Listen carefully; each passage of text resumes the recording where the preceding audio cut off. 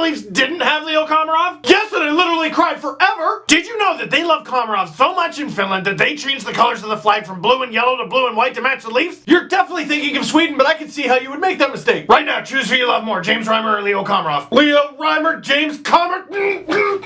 What? Oh, I broke him. Are you just gonna get hammered? Get me a toaster. Magic Angel Robot from Winnipeg. What the hell are you talking about? This team is ruining my life.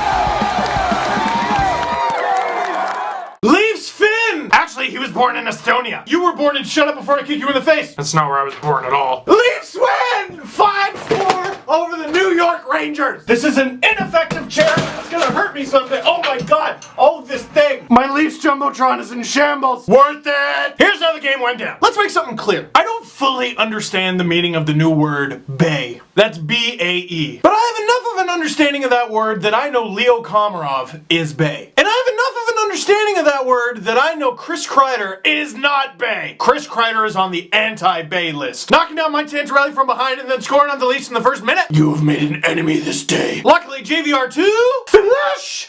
Oh! Phil the Thrill Kessel pots it on the power play, tie that game up. Phil Kessel, with 19 points after this game, tied for third in the NHL. And weirdly, nobody's talking about how he's fat or out of shape anymore. Third in the league in scoring, and not enough people are talking about it. There's only 2 times we really talk about Kessel in Toronto. A, when he is not scoring and is therefore fat. B, when the Leafs are playing the Bruins. And C, me in a caffeine-induced rage right now. And based on my loose understanding of the word, Phil Kessel is bay. But now we get to Finnish bay, and that's Finnish with 2 N's. Because if you only spell Finnish with 1 N, then you haven't finished spelling Finnish if the person you're talking about is Finnish.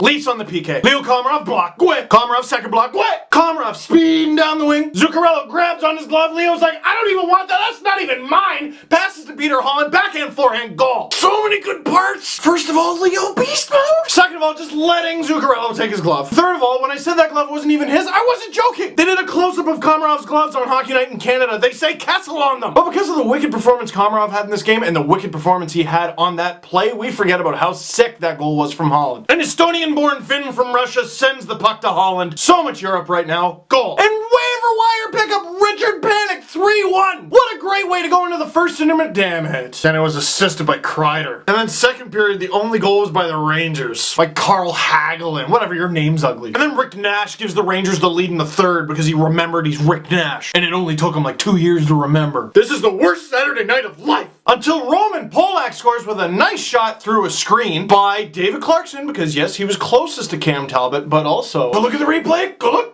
look right now. Have you looked? Leo.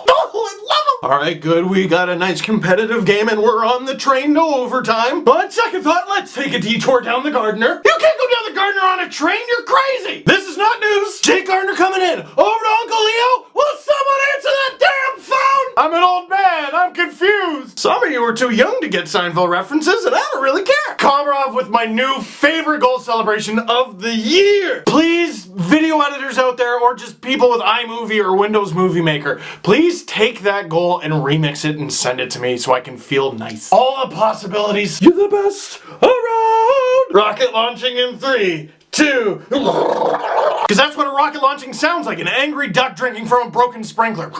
And to close the game off, I mean, you know, defense and Jonathan Bernier, but Leo Komarov 2 shifts in the final stretch. I was just so high on the win of the game, I was just clicking all the highlights and watching it all, and then I saw something on Sportsnet.ca written by Chris Johnson about Leo Komarov, and I'm like, yes, please. And I'm reading about how he's happy to be with the Leafs and how he's a new player now, and I'm like, yes. And then I read something that I didn't know, and that's something almost, but not quite, almost ruined how happy I was with the game. On Saturday night, with the Leafs clinging to a 1-goal lead, he, Komarov, took 2 shifts inside the final 2 minutes and won a defensive zone faceoff. Yeah, he did. That's a far cry from where he was at the end of the 2013 season. Remember that Komarov watched Toronto's entire 3-goal collapse in Game 7 against Boston from the bench after failing to get a shift in the final 17 minutes and 51 seconds? I almost shot my computer when I read that. And I know that was like 2 years ago, but if I may quote Superbad, people don't forget. Ugh, I can't believe... Okay, I'm remembering that the Leafs just won 5-4. Coming out of it and I'm happy again. I'm a happy person.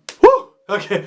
Woo! Look, There was a lot of talk about Komarov's contract. How $2.9 million per year, especially for 4 years, is too much. And I love Leo, and even I was like, And generally, a big defense of a lot of bad players is, well, he's a good locker room guy. And I won't deny that some guys are just good in the locker room and they can help your team because they're a good cheerleader. But what if you had that guy and he was also a decent hockey player? Leo. And that goal was his 9th point, already matching the total from the 42 games he played in the lockout shortened season. Leo Komarov is not a scoring juggernaut. He's not going to win the Art Ross, but you know what? He's decent. And he's Bay. And I am glad the Leafs have him. So Leo, spasiba, taksamukiet, and kitos. Special birthday shout out to Johnny Bauer, who turned 90 years old yesterday. And on his 90th birthday, he got to watch the Leafs, the team he won 4 Stanley Cups with, beat the team that he started his career with, the New York Rangers. Which brings me to the last thing, 2 questions of the game. 1, pretty easy. What have you thought of Leo Komarov so far in his return to the Leafs? Have you liked him? Do you think he's a bit overhyped, maybe overpaid still? And 2, I got this idea from a tweet that I saw after the game.